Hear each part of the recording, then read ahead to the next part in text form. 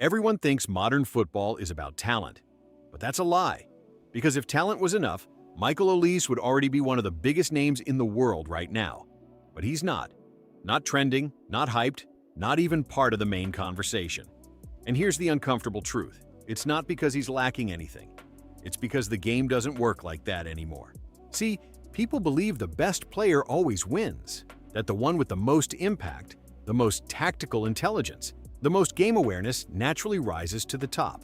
But modern football doesn't reward the best. It rewards the most visible, the one with the story, the one the world decides to watch. And right now, Olise is doing everything right. Elite-level performances, generational talent flashes, big game mentality, and still being ignored. Which raises a dangerous question. What does a player have to do to become impossible to ignore? Modern football is brutal. If the spotlight's not on you, it's like you don't even exist. And that's exactly where Michael Olise was. Invisible. Bayern versus Real Madrid. Elite level. Biggest stage possible. And still, nobody was talking about him. Not because he wasn't good enough, but because football culture had already chosen who mattered. All eyes were on Carreras. The guy had just shut down a generational talent like Lamine Yamal. Man-marked him out of the game like it was nothing. Tactical intelligence, perfect game awareness. People were already treating him like the next defensive monster, like he had figured out modern football before everyone else.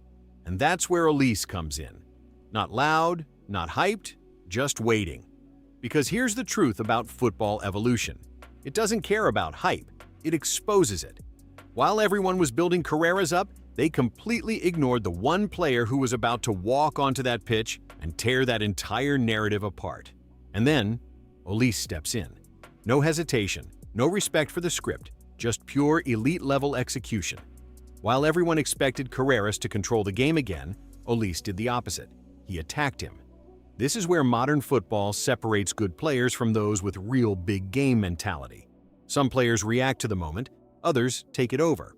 He didn't just beat Carreras, he erased everything people thought they knew about him. Every touch had purpose, every decision showed absurd tactical intelligence and game awareness. It wasn't random dribbling, it was control, manipulation, dominance, like he was solving the game in real time while everyone else was still trying to understand it. It's like someone spends hours solving a puzzle, and then Olise walks in and flips the entire table. That's football evolution at its rawest form. And suddenly, that untouchable defender, just another player on the pitch. And that's when the real question starts to hit. If Olise can do this at this level, why is nobody talking about him? And here's where it gets scary. This wasn't a one-off. Olise has been doing this all season, just not where most people are watching. In modern football, if it's not in your feed, it doesn't exist. And the Bundesliga? For a lot of people, it's background noise. But that's exactly where a generational talent has been building something different. We're talking elite-level output, goals, assists, constant impact. Not flashes, not highlights, consistency. That's where real football legacy starts. Because anyone can have a moment, but sustaining performance like that, that's tactical intelligence, that's game awareness, that's understanding the bigger picture of the game, and that's the dangerous part. Olise isn't just playing well, he's stacking a season, quietly, efficiently, almost like he doesn't need attention. But in a football culture driven by noise, what happens to a player who performs like this and still gets ignored? And this is where people get it completely wrong. This isn't about football anymore. Olise is doing everything right. Elite-level performance, consistency, big game mentality, and still, it's not enough. Because in modern football, performance doesn't guarantee attention. Narrative does. Look around. He's in the same team as Harry Kane. A global name, a ready-made football legacy, the kind of player football culture naturally gravitates towards. So, no matter what Olise does, there's always someone bigger in the room. And that changes everything, not the game, but how the game is perceived. That's the bigger picture most people ignore. Football evolution didn't just change how the game is played, it changed how it's consumed. And when attention becomes currency, even a generational talent can feel secondary, which leads to something we've already seen before. And it didn't end the way people expected. We've seen this before, and people still don't get it. Back in 2015, Neymar was playing some of the best football on the planet. Elite level, decisive, unstoppable in big moments. But it didn't matter, because on that same pitch, there was someone else controlling the narrative. Lionel Messi.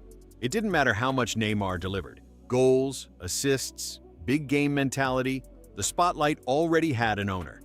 That's how football culture works. It doesn't always reward who performs better. It rewards who the story is built around.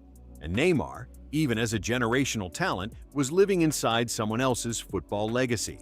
And that's the uncomfortable truth about modern football. Sometimes it's not about tactical intelligence or game awareness, it's about timing, narrative, and attention. Which brings us right back to Olise. Because if history repeats itself, then his future might already be written. And this is where it gets uncomfortable. Because no matter how you look at it, the ending feels predictable. If Bayern wins the Champions League, the story writes itself. Harry Kane, redemption arc, football legacy secured. And Olise? Still there, still performing at an elite level, just not the main character. Now flip the scenario. If France wins the World Cup, the spotlight doesn't move to Olise. It goes straight to Kylian Mbappe. Bigger name, bigger narrative, already established in football culture. That's how modern football works. It doesn't wait for new stories, it reinforces the ones that are already built. So here's the bigger picture. Olise can have the tactical intelligence, the game awareness, the numbers, the moments, everything. But without the narrative, without the attention, even a generational talent can feel like a side character. And that leads to only one possible way out. So here's the truth. The only way Olise wins this game is if he leaves no room for debate.